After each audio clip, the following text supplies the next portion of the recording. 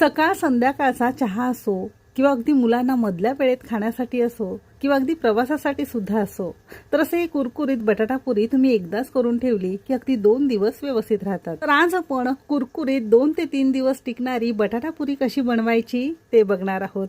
अगदी 15 ते 20 मिनिटात तयार होतात। सध्या सुट्टीचे दिवस सुरू आहे, प्रवासाचे दिवस सुरू आहेत, असे करून ठेवले की अगदी वरचेवर तुम्हाला अगदी पोटभरीचा हा नाश्ता पुरू शकतो। लसणाच्या चटणी बरोबर खाऊ शकता, चहा बरोबर तुम्ही याचा आस्वाद घेऊ शकता किंवा नुसतंच खायला सुद्धा अगदी मस्त लागतं।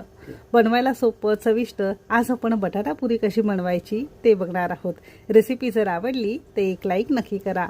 चला तर मग सुरुवात करूया। कुरकुरीत बटाटापुरी बनवण्यासाठी सगळ्यात पहिल्यांदा इथे आपण 3 मध्यम आकाराचे आणि वजनी म्हणाल तर साधारणतः 1 पाव किलो प्रमाणात उकडून सालं काढून बटाटे घेतलेले आहेत।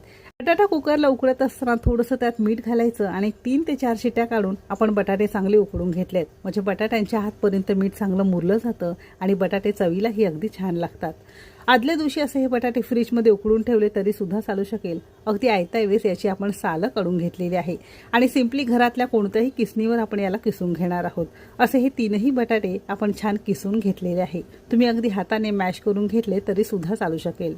ज्यांना कोणाला बटाटा चालत नसेल तर याऐवजी रताळं उकडून घेतलं तरी सुद्धा चालू शकेल। ते सुद्धा उकडून आपल्याला किसून घ्यायचं आहे।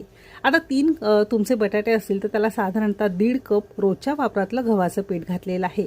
3 बटाट्यांना 1.5 कप गव्हाचं पीठ अगदी परफेक्ट आहे आणि सेम कपने बरोबर अर्धा कप आपण इथे रवा घेतलेला आहे। जाड बारीक घरामध्ये जो कोणता रवा उपलब्ध असेल तो तुम्ही इथे वापरू शकता।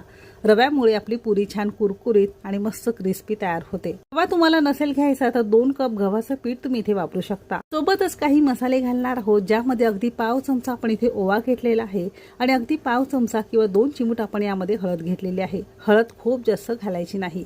सोबतच अर्धा चमचा धने जिरे पूड घेतलेली आहे। अगदी पाव चमचा यामध्ये आपण रेड चिली फ्लेक्स घेतलेला आहे, म्हणजे दरदरीत कुटलेली लाल सुकी मिरची। तुम्ही लाल तिखट घेतलं अर्धा चमचा तरी सुद्धा चालू शकेल। अगदी चवीपुरतं किंवा अर्धा चमचा मीठ घेतलेला आहे। आता ही सगळी जिन्नस हाताने 2 मिनिटं चोळून घेणार आहोत।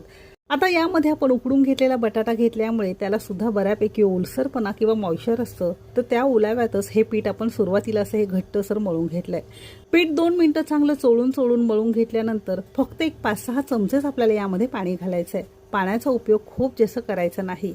आता इथे आपण छान घट्टसर गोळा मळून घेणार आहोत। पीठ जितकं तुमचं घट्ट असेल तितकं तुमच्या पुऱ्या कमी तेलकट होतील, कमी तेल शोषणाऱ्या होतील। म्हणून शक्यतो अगदी 5-6 चमचेच आपल्याला इथे पाणी घालून असा हा घट्टसर पिठाचा गोळा मळून घ्यायचा आहे। आता तुमच्या बऱ्याच जणांचे प्रश्न असतील, गव्हाच्या पिठाऐवजी मिक्स पिठं घेतली तर चालू शकेल का? तर हो, मिक्स पिठं तुम्ही इथे वापरू शकता। मल्टीग्रेन आटा वापरला तरी सुद्धा चालू